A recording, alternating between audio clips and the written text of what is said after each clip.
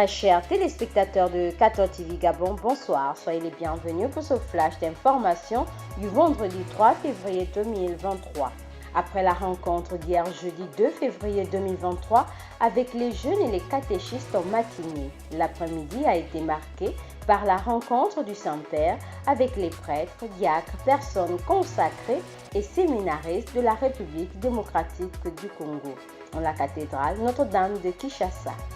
Dans son discours, le pape François est revenu sur les nombreux défis de l'Église congolaise tout en rappelant l'importance de servir le peuple comme témoin de l'amour de Dieu. Pour le cardinal Ambongo, archevêque métropolitain de Kinshasa, la venue en République démocratique du Congo du pape François redonne des raisons d'espérer et de se projeter dans l'avenir avec plus de détermination et de dévouement. Magistère local, ce vendredi 3 février 2023 au monastère Notre-Dame des Anges d'Essassa, une messe d'action de grâce a été célébrée en l'honneur de sœur Félicitas de la congrégation des sœurs Clarisse qui a soufflé sa 90e bougie. Un moment solennel pour cette religieuse qui fête ses noces de granit alors qu'on célébrait hier la journée mondiale de la vie consacrée. Hier, jeudi 2 février 2023, les prêtres, les religieux et religieuses du doyenné Saint-François Xavier dans la ville du Grand Blanc ont célébré à la paroisse Notre-Dame de Logoué la fête de la présentation de Jésus au Temple. Une journée doublement chargée puisqu'elle a également donné l'occasion à tous ces consacrés de se rassembler afin de communier ensemble. Un autre événement marquant hier, la clôture du jubilé des noces d'orchidées de la paroisse Notre-Dame de Logoué de Lambaréné. À cette occasion, le curé de la dite paroisse, l'abbé Moïse Ngondien, a ouvert la neuvaine pour les malades et invité chaque fidèle à prier pour tous les malades. Dans le diocèse de Franceville, comme dans les autres diocèses, la journée mondiale de la vie consacrée a été célébrée hier jeudi 2 février 2023.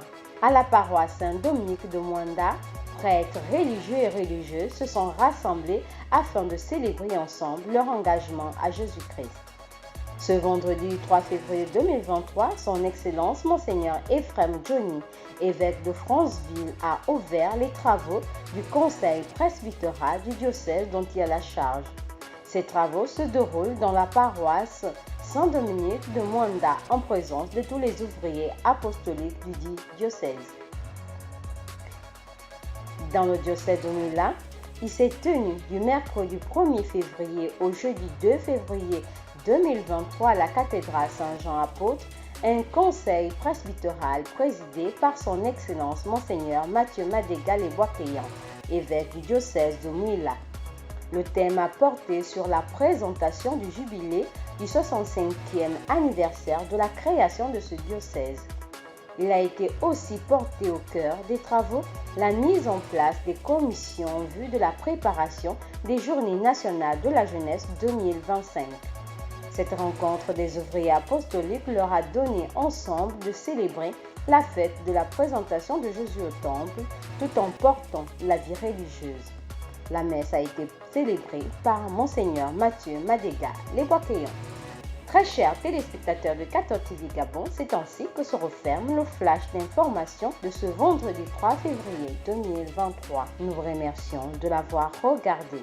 En route pour les 200 ans de notre Église, gardons la foi, l'espérance et la charité.